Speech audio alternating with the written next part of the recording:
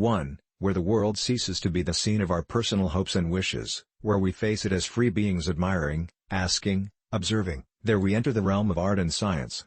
2. Although I am a typical loner in daily life, my consciousness of belonging to the invisible community of those who strive for truth, beauty, and justice has preserved me from feeling isolated.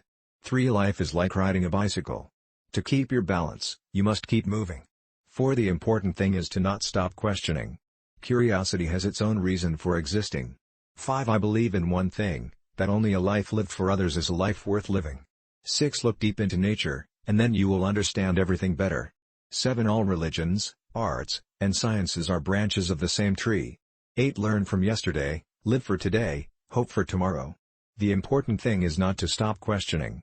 9. He who can no longer pause to wonder and stand wrapped in awe, is as good as dead, his eyes are closed.